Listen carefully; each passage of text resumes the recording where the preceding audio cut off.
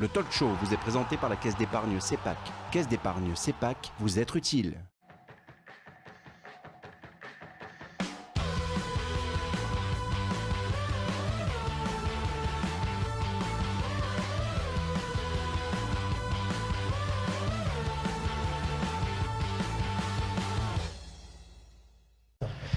Salut à tous et bienvenue, on est encore en trêve internationale, mais tant pis, on a quand même le droit de faire un talk show, de se rapprocher comme ça à notre manière, de tuer le temps entre le prochain match de l'Olympique de Marseille et maintenant parce qu'il faut le faire. Donc sommaire tout de suite pour cette émission, pour ce talk show où on va parler trêve internationale, dit matchs internationaux, on va parler des performances des Olympiens, de Consola aussi, ce sera une émission spéciale Consola, et puis l'actualité olympienne avec Maxime Lopez, avec les gardiens Casillas, Mignolet dont on parle beaucoup ces derniers jours, et on se terminera gentiment sur ce OM Dijon qui sera samedi 17h au Vélodrome. Et pour en parler, René Malville, pas d'appel en sélection. Tu es resté à quai. Je suis sélectionné au bar des Madés. Voilà, tu es resté t'entraîner au centre d'entraînement au bar des Madés, c'est bien. Des boules. C'est la saison, hein, ça va reprendre, il faut... rien n'est acquis. Des super concours en plus à ce bar des Madés. L'autre jour, il y avait 128 équipes pour le Grand Challenge. On fera une émission. On ne fait pas que boire au bar des Madés. On la fera peut-être à 4h du matin pour perturber personne, mais on fera une émission spéciale boule ici. Ah mais alors là, je peux te mener mon ami, Richard. À 4h du matin, lui, il est champion. Oui, c'est le champion de boules, par exemple. Là, j'ai un champion footballeur, mais lui, c'est le champion des boules. On le fera. En attendant, c'est une émission spéciale, je le disais en ouverture, spéciale Consola. On en profite, c'est la trêve. Faire un petit point, on l'avait fait l'an dernier. Ça n'avait pas porté chance, il faut être honnête, avec la formation marseillaise. On espère que ça sera le cas cette saison. Et avec nous, Fabien Barillon. Défenseur central, passé par Nîmes, passé par Istres, passé par Créteil aussi, formé à l'OM. Ouais, et cette saison en charnière centrale du GS Consola avec son camarade Rémi Sergio un peu plus haut sur le terrain. Et en face de toi, son président tout simplement, qui vient de temps en temps nous rendre visite. Comme Kennedy, je suis le monsieur qui accompagne Fabien. Voilà, c'est bien. Il fait toujours plaisir. Il respecte ses sponsors. Jean-Luc, c'est ce qu'on aime chez lui, ses sponsors personnels. Et donc, du coup, Manu Baranguet, qu'on avait déjà reçu au Phocéen, journaliste à l'AFP à Marseille, qui était auparavant correspondant de l'AFP à Rome, qui a une collection à peu près combien de maillots ? 400, 500 maillots chez lui ? Non, 200.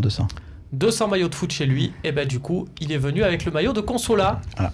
Acheté le maillot de l'an dernier. Le maillot de l'an dernier, acheté à la Martine. Tu vas battre Nicolas. Messieurs, je vous le disais, on parlait de trêve internationale. C'est donc les matchs internationaux. On va voir un petit tableau récapitulatif des temps de jeu puisque ça concerne bon nombre d'Olympiens. Et il y en a certains qui ont beaucoup joué, comme Sakai qui a fait 2 matchs complets. Ça fait 180 minutes. Maxime Lopez a joué. C'était un petit tournoi pour préparer les U20. On en parlera tout à l'heure de Maxime Lopez. Mais voilà, il a pris part grosso modo à 3 mi-temps. Zambo a joué un match et demi avec le Cameroun. Ubokan a joué arrière-gauche pour la victoire de la Slovaquie à Malte. Dimitri Payet a joué, puis a laissé sa place à Kylian Mbappé. Vous avez peut-être vu ça contre le Luxembourg. Dimitri Payet, qui était le joueur peut-être le plus critiqué de l'équipe de France sur ce match au Luxembourg. Vous allez me dire si vous êtes d'accord. Et puis, Tuiloma, Thauvin, pour être complet, Boubacar Kamara a également joué avec l'équipe de France U18. Et puis, on va se faire plaisir. On va parler aussi des internationaux de Consola parce qu'il y en a. Umut Bozok, qui a joué l'attaquant, le Lacazette du National, on dit ça, puisque 16 buts cette saison, 9 sur penalty. On va voir ses buts, René, c'est encore mieux. Le tableau. Pas le tableau, il y a les buts. On les voit, les buts, c'est encore mieux. Il en a mis 2. Voilà, c'était avec la Turquie Espoir. 2 buts contre l'Azerbaïdjan, victoire 4-0, et un Umut Bozok qui est impliqué sur les 4 buts de son équipe. Voilà, ça c'était le premier, c'est l'ouverture du score, et il marque à la fin le 4e but de son équipe dans les dernières minutes. Un match complet, il va revenir la tête un peu dans les étoiles. Il va être sur son petit nuage. Là, il est en feu de toute façon en ce moment. Ne t'inquiète pas, on va le remettre dessous le nuage. Oui, il est un petit peu à feu. Il a marqué quand même 16 buts. Il a, à l'heure actuelle, il est à un but du meilleur buteur l'année passée de National. Il reste encore 7-8 matchs, c'est ça 8 matchs. Non, il est largement devant. Pour être complet sur les internationaux, il y a les Comores aussi, ça concerne à peu près combien 15, 20, 25 joueurs de l'effectif de Consola, qui ont battu l'île Maurice, c'était en barrage, et donc ils vont se retrouver dans une poule pour la qualification à la CAN 2019. Et ils ont une poule avec le Maroc, le Cameroun et le Malawi. Autant dire que ça va pas être vraiment facile pour se qualifier. Non, mais c'est une belle expérience. D'abord, bon, je suis fou de joie, parce que je sais qu'ils vont repartir en mode jouer, donc ça me passionne. Mais de l'autre côté, faut regarder le côté positif. Je pense que les Comores, une puissance qui commence à monter dans le football. Moi, je suis bien au courant, parce qu'ils ont fait les premiers matchs internationaux avec mes joueurs. Il y en a encore 2 ou 3. Et j'ai perdu tous leurs matchs au début. C'était presque risible, ils perdaient tous leurs matchs. Et ils commencent à s'installer dans le football international bien. L'autre fois, ils ont quand même tenu un échec le Gabon. Ils ont gagné, ils se sont qualifiés. Donc, ils commencent à franchir le football comorien, très très bien implanté en France. Ça faut être honnête aussi, c'est que des joueurs français qui sont internationaux. Et c'est à côté qu'ils n'ont pas leur vedette. Parce qu'il y a quelques joueurs comoriens qui jouent en Ligue 1 ou Ligue 2, comme l'exemple c'est Malouida et d'autres. Ils ne veulent pas pour le moment jouer en sélection. Parce qu'ils pensaient que c'est sûrement une sélection qui boite. Mais là, je pense que peut-être qu'ils vont revenir. Si ces joueurs reviennent, il y a 3 ou 4 dans le championnat de Ligue 1, Ligue 2. S'ils reviennent, je pense que les Comores auront une belle équipe. Dans le groupe, il y a Ibrahim Rachidi, Bouillon, qui est encore, donc qui est éducateur. On le rappelle, cette particularité, j'en parle beaucoup en réservoir. Il est éducateur à l'Olympique de Marseille, entraîneur des U16. Ouais. Il a dépanné quelques matchs en défense centrale en CFA parce que il y avait une petite pénurie à ce poste, avec notamment le départ d'Andonian au mercato d'hiver. Et puis, il se retrouve à retourner en sélection à 37 ans. Belle histoire. C'est une belle histoire. Il a joué à Consola il y a encore quelques saisons. Il a joué l'année passée. Il a joué, il me semble, la moitié des matchs de la saison. Après, il nous a quittés pour se consacrer à plein temps à son d'entraîneur. On l'avait refait signer. Après, il a choisi cette voie et bon, maintenant il joue à Saint-Fallois. C'est un petit peu. Par contre, c'est un petit peu le côté négatif. Si l'OM ils n'arrivent pas à aligner un stopper qui a 20 ans sur le terrain, là c'est grave. Voilà. Oui, il y a eu des blessures aussi à ce poste, notamment une blessure au bras. Mais c'est un garçon qui est dans le groupe, qui est un leader de groupe et qui est d'un esprit sain. Donc je pense que ça peut faire aussi bien du bien à la sélection qu'à l'Olympique de Marseille. Fabien, on a vu les buts de Oumout. Quand on est défenseur, qu'on a un attaquant comme ça en pleine confiance devant, on se dit que c'est plus facile. Quand tu as appris qu'il avait marqué en sélection, tu t'es dit c'est bon pour Consola, il va revenir encore plus en feu et on sait que c'est la confiance qui est primordiale à ce poste. Oui, non, c'est sûr. Après, c'est surtout bien pour lui, quoi. C'est sa première sélection, il était très content d'y aller. Apparemment, il a fait un bon match, il a mis 2 buts, une passe décisive, je crois. Donc voilà, après, on sait que c'est un très bon joueur et s'il garde les pieds sur terre, je pense qu'il franchira des paliers et qu'il jouera au plus haut niveau dans pas très longtemps. René, dans cette trêve. Parce que je ne pensais pas qu'on allait parler de Umut, mais je le connais quand même pas comme si c'était mon frère, mais je commence à le connaître bien comme il faut. On a eu l'occasion de l'interviewer tous les deux. Je me demande pourquoi on croit qu'il va falloir dégonfler le melon. C'est tellement un brave garçon.